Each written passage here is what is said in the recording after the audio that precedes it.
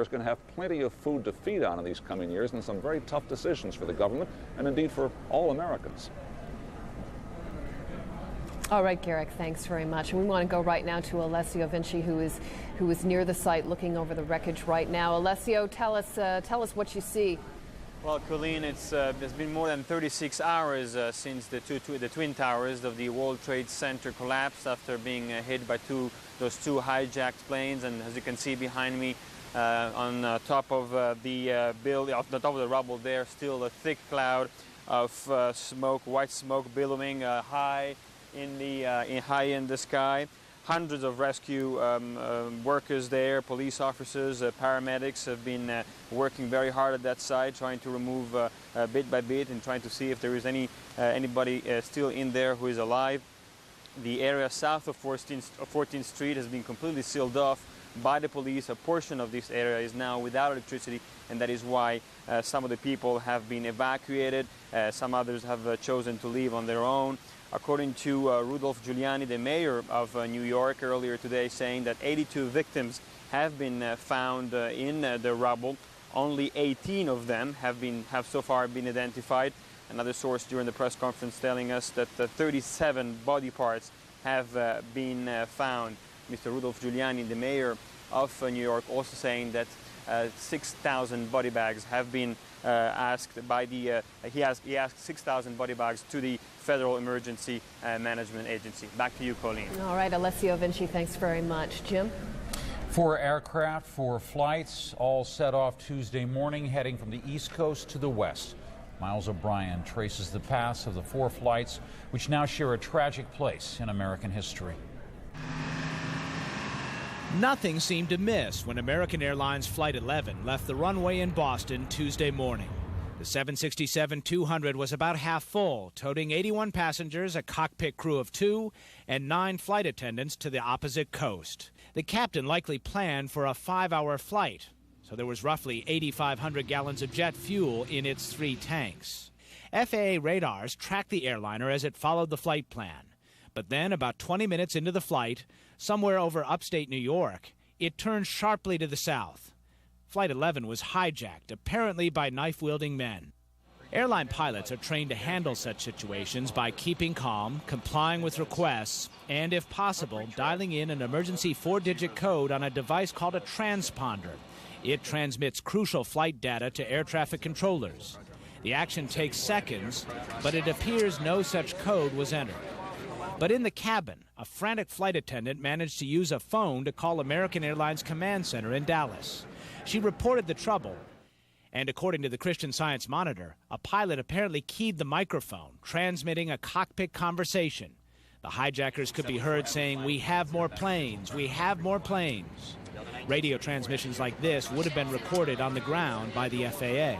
The police have identified 5 suspects that they believe were involved with this terrorist act, and 2 of whom may be brothers, apparently, reportedly.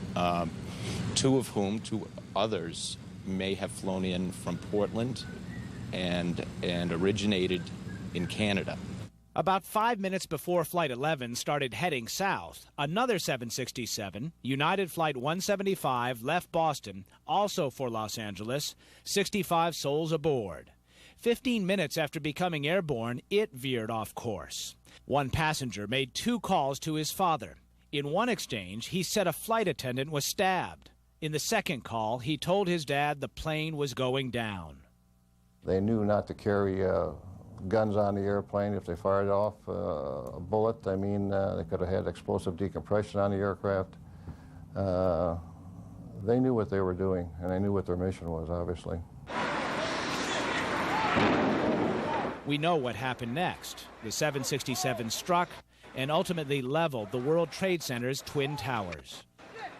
I know pilots. No, if you're going to die, you're not going to fly in a World Trade Center to do it. Yeah, there would be a struggle, major struggle. By 8:20, the third hijacked flight, American Flight 77, a 757, left Dulles Airport outside Washington, again bound for Los Angeles with 66 people on board. Radar tracking information on this flight obtained by CNN seems to indicate the transponder was turned off, which would have made it tougher to see on radar. We do know this. An hour and 20 minutes after departure, it plowed into the Pentagon. On board was Barbara Olson, a well-known attorney and frequent CNN legal commentator. Huddled in the back of the plane, Olson called her husband twice from her cell phone. She described the frantic scene. She said that they were armed with knives and box cutters, cardboard cutters. Even as the focus shifted to the nation's capital, a fourth plane, United Airlines Flight 93, bound for San Francisco out of Newark, takes a sudden 180-degree turn near Cleveland. More than one of the 38 passengers called their families to offer final goodbyes. He said, I want you to know I love you very much, and I'm calling you from the plane. We've been taken over. There are 3 men that say they have a bomb. And then the phone went dead. The 757 began homing in on the Washington area, its target unknown. But this flight did not make it that far. It crashed into a cornfield in Somerset County, Pennsylvania. Was there a struggle in this cockpit? The military denies it was shot down. Pilots assessing this horrific sequence of events to a person believe the hijackers were in control of the 3 planes that hit their targets and that they must have been well schooled in aviation. No, these people were well qualified on the airplane. They knew the systems, they knew the navigation, and they knew the flight management system, the computers, and they knew navigation. I mean, they went from Boston and right down to New York. I mean, they had to know which way to turn. Miles O'Brien, CNN. And as the investigation continues, the U.S. Congress is starting to weigh in. Congressional leaders telling CNN that they're talking to the White House about a resolution in support of the use of military force. For the View from the White House, let's go now to John King. John? Well, Jim, and we are told by senior Bush administration officials that those conversations began earlier today, continued into the night. They were suspended late in the night and will resume in the morning. What they're calling this is a resolution of resolve, but we are told is that this would put the Congress on the record backing the president. If the president came to the conclusion that the United States had identified the party or parties responsible for these strikes, the Congress would be on the record backing the use of force to retaliate. Now, this resolution, we are being told, is being reviewed at the highest levels at the White House, including the president. Draft language right now. The legal counsel also looking at it because of the precedent such a resolution would set in terms of the relations between the executive branch and the legislative branch. Those negotiations will resume in the morning, though. So will a separate set of negotiations, and a very important separate set of negotiations, this on an emergency spending bill that would provide $20 billion in the short term, $20 billion, most of that to go to the recovery effort. You see the scenes at the Pentagon here. We've seen the scenes up in New York throughout the day. Much of the money to go to the rescue and recovery efforts, the rebuilding efforts, some of it also to go, though, to fund the early stages of this fast-developing investigation. Jim? John, as we look at the situation with the investigation advancing and the talk about the Congress, there's a great desire, I think, on the part of some people, particularly journalists, to find out what's going to happen and when it's going to happen. But obviously, that is not necessarily in the best interests of what the U.S. is trying to do, is it? No, it is not. Certainly the administration does not want to telegraph the timing of any possible military strike, although both President Bush and Defense Secretary Donald Rumsfeld had public remarks today that indicated nothing was imminent, both saying, the president saying we would be patient, we would show determination, Secretary Rumsfeld saying the war on terrorism would not be won in a day or two.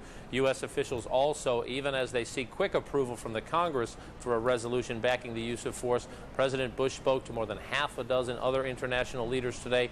Other consultations expected in the morning and in the days ahead.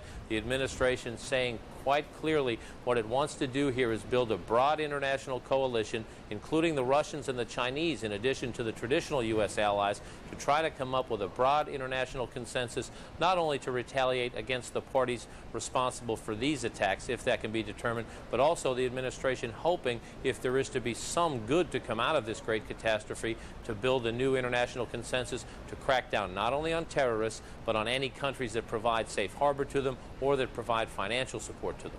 Jim? All right. John King reporting there from Washington. Colleen? Thanks, Jim. U.S. Attorney General John Ashcroft says some of the suspected hijackers were trained as pilots in the United States. He told reporters that the planes were hijacked by between 3 to 6 individuals on each plane. They used knives and box cutters and in some cases made bomb threats.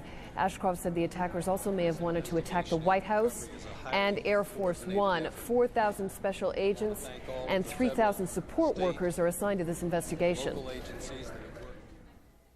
The Department of Justice has undertaken perhaps the most massive and intensive investigation ever conducted in America. The full resources of the FBI, the Justice Department's Criminal Division, the U.S. Attorney's offices, the INS, and other components have been brought to bear and will be focused in this endeavor. All right, let's go now to Mark Potter at the Pentagon with the latest on the rescue operations there. Mark, what can you tell us? Well, Colleen, I can tell you that inside the building here at the Pentagon, it's fairly quiet tonight, but the building is clearly operational, and we're told that it will be fully operational in the morning, even though half the physical structure is now shut down because of the damage and the investigation. The fire is now under control, although there are still a few hot spots that the firefighters still occasionally have to deal with.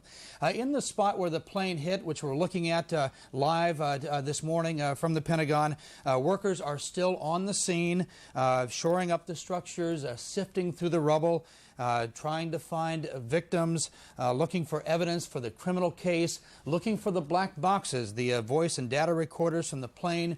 FBI agents were on scene here throughout the day, overseeing what is clearly a very large crime scene now, and they are in charge of it.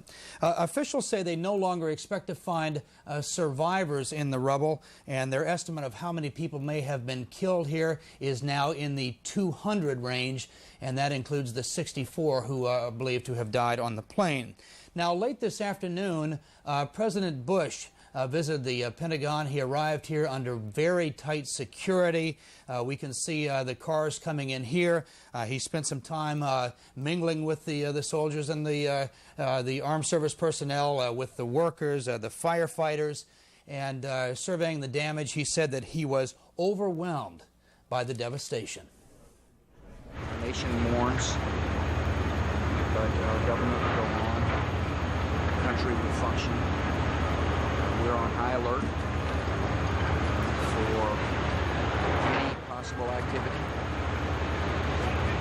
But coming here confirms what the Secretary and I both know, that this is a great nation.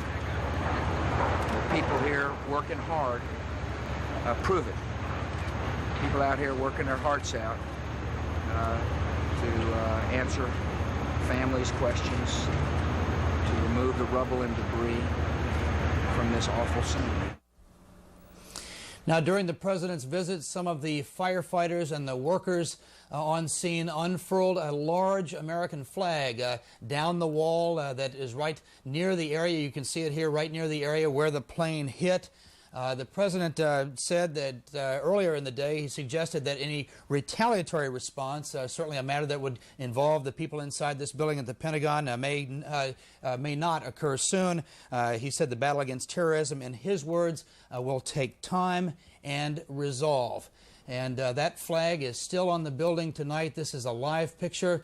It's lit up well for all the people in Washington to see. Colleen and Jim, back to you. And Mark, very important symbolically for the U.S. government to keep that building open. And that's the point that they want everyone to know, that it will be fully open tomorrow, although people will be doubling up in offices because of the office space that was lost. All right, CNN's Mark Potter at the Pentagon. Thanks. Jim?